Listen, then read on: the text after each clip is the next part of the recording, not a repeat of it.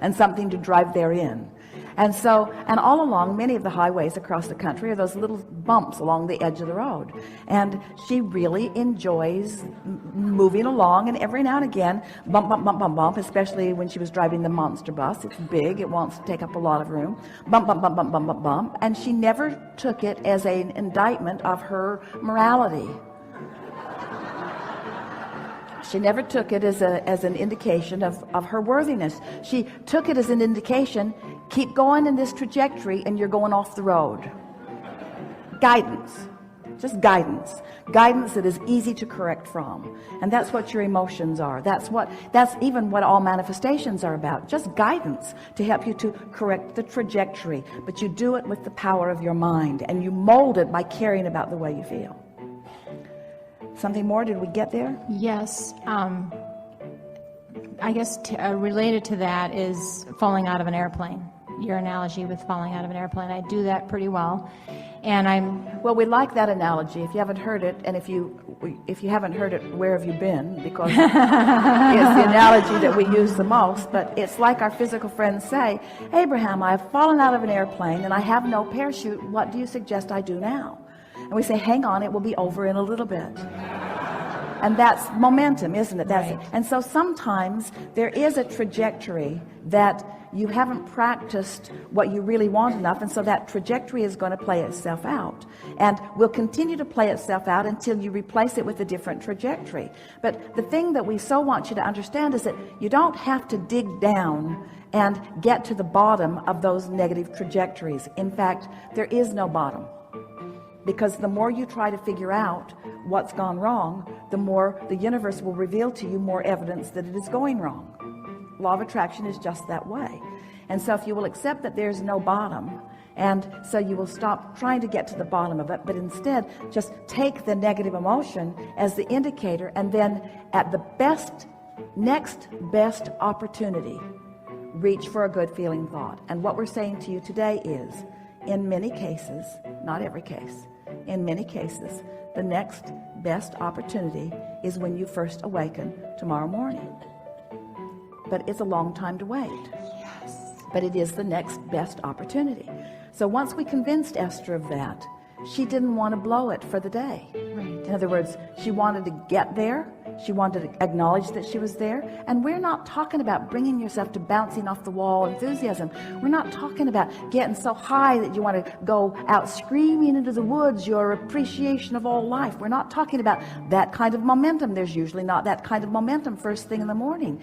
We're just talking about having a feeling of satisfaction, a feeling of well-being, a feeling of right place, right time, a feeling of isn't this a nice day, a feeling of at oneness with the universe, a feeling of appreciation that the sun is coming around whether you can see it behind the clouds or not, a realization that the earth is spinning in its orbit, and all things, most things that are important to you are really, really, really, really, really in a good place, and that everything is working out for you. Just make those general statements to yourself. Find someone who's easy to love and focus on them, or find something that you really appreciate and focus on that, or find something that doesn't have much dynamic in either case and just focus on that. In other words, sometimes Esther will just take a notebook and draw a room and move furniture around in the room just to see how it looks on paper, just for fun.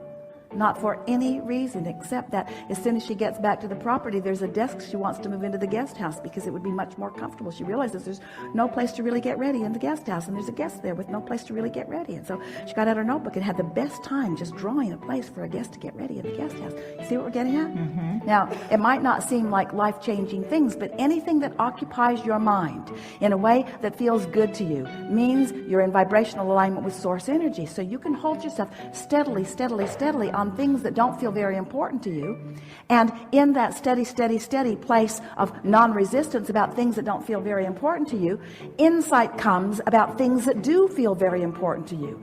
But you can't get to very important things that really feel good to you from an awareness of the very important things that you want are not happening. In other words, there's too much of a vibrational gap, where if you start in the middle, not feeling particularly bad or good, and reach for feelings of satisfaction, as you maintain that sort of momentum, what begins to happen is thoughts begin to flow. And isn't life made up of day-to-day lifetime experiences? Aren't they the conversations? Isn't it the day-to-day movement that makes up the majority of your life? Don't you really want this moment to be one of satisfaction rather than distress? Don't you want this moment to be one of clarity rather than confusion? Don't you want to feel humorous? Don't you want to feel lighthearted about life and about others? Don't you want to feel eager about what you're doing or interested in your day? Don't you want to feel interested in whatever it is that you're watching on television or reading about? Don't you just love the feeling of energy moving? Don't you know those feelings that we're talking about? And we're wanting to remind you that this is Source reading with you, Source watching with you, Source speaking with you, Source creating with you. In other words, you're just not happy doing it alone, and yet you have relegated yourselves to doing it alone because somebody's convinced you that you got to prove your worthiness, which means you got to get off in the corner by yourself and you got to prove what you're made of, which means you got to prove how much you're willing to suffer in order to get to the good stuff. And we say, you don't get to the good stuff through suffering. You get to the good stuff through savoring. You get to the good stuff through reaching for thoughts that feel good to you. So the fact that even a couple of times or more than that a day that I'm falling out of an airplane again, I don't need to get irritated with myself. I can just say, here I am.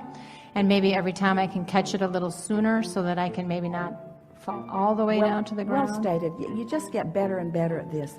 And as our friend was talking about this being tethered to this high-flying disc, we want you to understand this bungee cord is really resilient.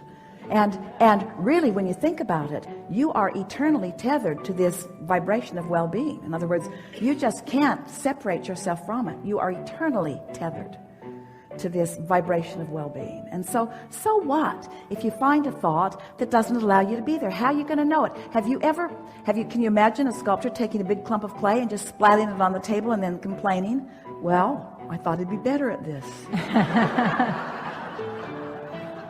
I don't like that at all. Or can you imagine an artist with his first paint and brush sort of trying to make something of it? And don't you want to mold it into place? And so when you begin to consciously and deliberately mold the energy, can't you give yourself, when a child is learning to walk and falls down, you say, get up, you little dummy. Or you don't say that, do you? You expect to be able to find your balance. And that's all we're talking about. Give yourself a break. Chill out. Don't ask yourself to be on the high-flying disc when this is the first time that you've really even focused upon it. It makes sense to you. You're feeling resonance with it. But you haven't been practicing getting there and staying there. You've been practicing observing what anybody's going to show you. And you've been trying to gravitate toward things that feel good. That's why you choose the friends you choose and the programs you watch and the books you read. We know that you are wanting to guide your life. You've just never guided it with this sort of infinitesimal care and attention and understanding. But you've never understood about vibration before. You've never understood about the power of leverage that comes from alignment. And now that you are understanding that, you can't go back. Jerry and Esther used to say quite often, we should change the disclaimer that you sign that lets you know that you're going to be recorded, maybe videotaped, and it might show up somewhere. And by the way, you can't go back.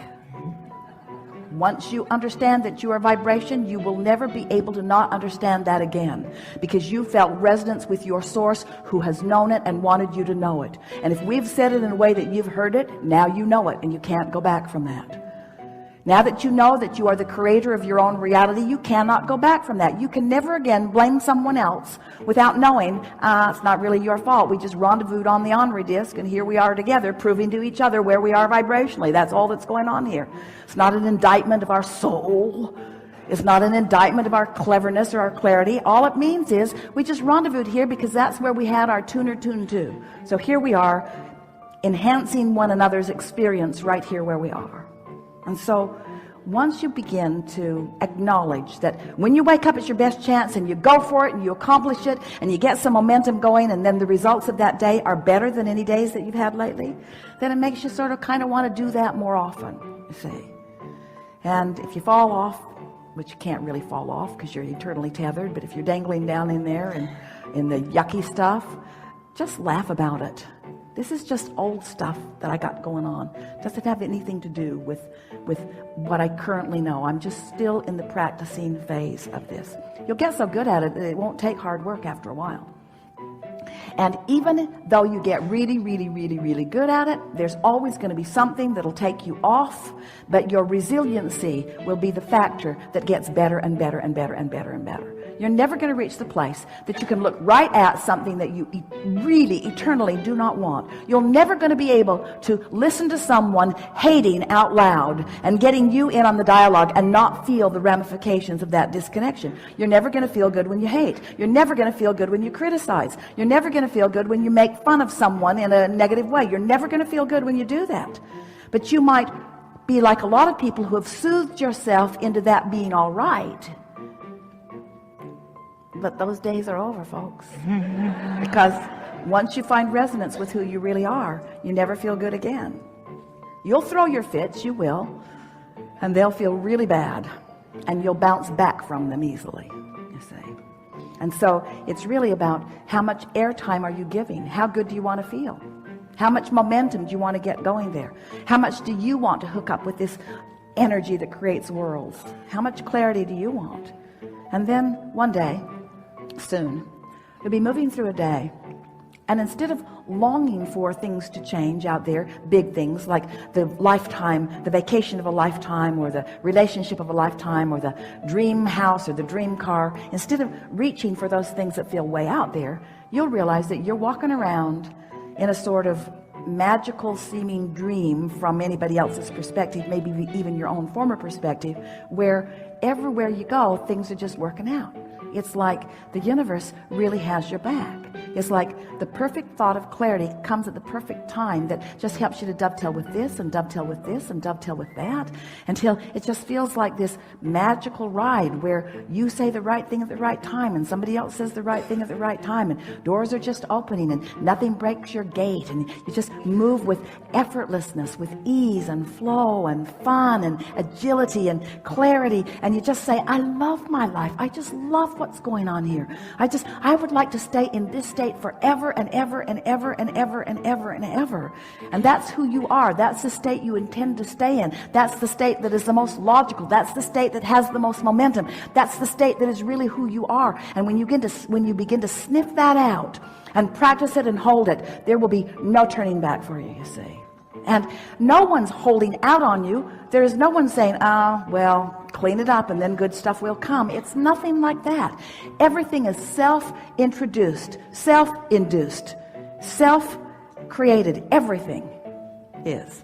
And when you get hold of directing your own mind, then all day, every day, fun. Not just vacation of a lifetime.